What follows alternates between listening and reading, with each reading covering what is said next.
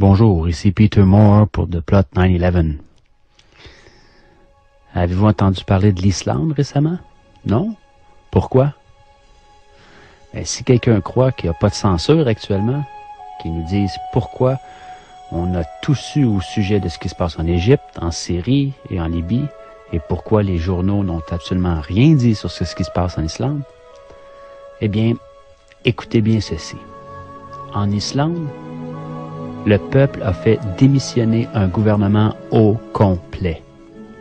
Les principales banques ont été nationalisées et il a été décidé de ne pas payer la dette contractée par ces dernières auprès des banques de Grande-Bretagne et de Hollande, dette générée par leur mauvaise politique financière. Une assemblée populaire vient d'être créée pour réécrire la Constitution, et tout cela pacifiquement. Toute une révolution contre le pouvoir qui a conduit à cette crise. Voilà pourquoi rien n'a été publié. Depuis plusieurs mois, puis même on pourrait dire depuis 2 ans, là, on n'a pas vu grand-chose. Que se passera-t-il si les citoyens du monde en prenaient exemple?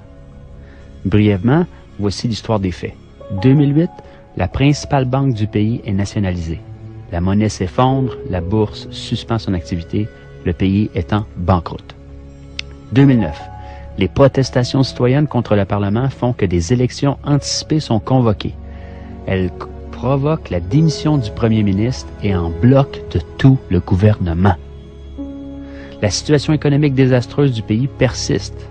Par le biais d'une loi, il est proposé à la Grande-Bretagne et à la Hollande le remboursement de la dette par les paiements de 3 500 millions d'euros. Un montant qui doit être payé mensuellement par toutes les familles islandaises là, pendant les 15 prochaines années, un taux d'intérêt de 5%. 2010, le peuple descend à nouveau dans la rue et demande que la loi soit soumise à référendum. En janvier 2010, le président refuse de ratifier cette loi et annonce qu'il y aura une consultation populaire. En mars, le référendum a lieu et le non au paiement de la dette remporte 93% des voix. Pendant ce temps, le gouvernement a entamé une investigation pour régler juridiquement la responsabilité de la crise. Les détentions de plusieurs banquiers et cadres supérieurs commencent. Là, je parle de prison, là.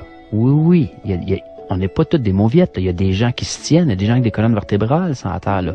On n'en parle pas des médias, bien sûr, mais ça existe.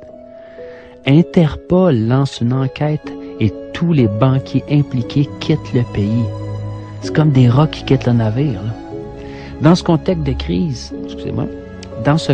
de crise, une assemblée est élue pour rédiger une nouvelle constitution qui reprend les leçons apprises de la crise et qui se substitue à l'actuelle, qui est une copie, dans le fond, de la constitution danoise. Pour ce faire, on a recours directement au peuple souverain. On élit 25 citoyens sans filiation politique parmi les 522 qui se sont présentés aux candidatures. Pour cela, il faut être majeur et recueillir le soutien de 30 personnes. Assez simple. L'Assemblée constituante commence ses travaux en février 2011 afin de présenter, en partant des avis collectés dans les diverses assemblées qui ont eu lieu dans tout le pays, un projet de grande charte. Elle doit être approuvée par l'actuel Parlement ainsi que par celui qui sera constitué après les prochaines élections législatives. Voici en bref l'histoire de la révolution islandaise. Démission en bloc de tout un gouvernement.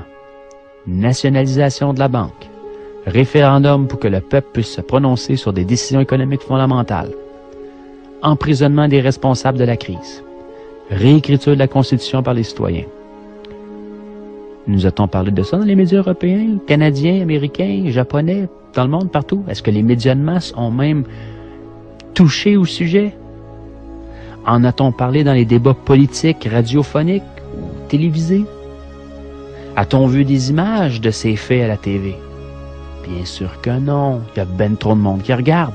Le peuple islandais a su donner une leçon à tout le monde entier en affrontant le système et en donnant une leçon de démocratie au reste du monde.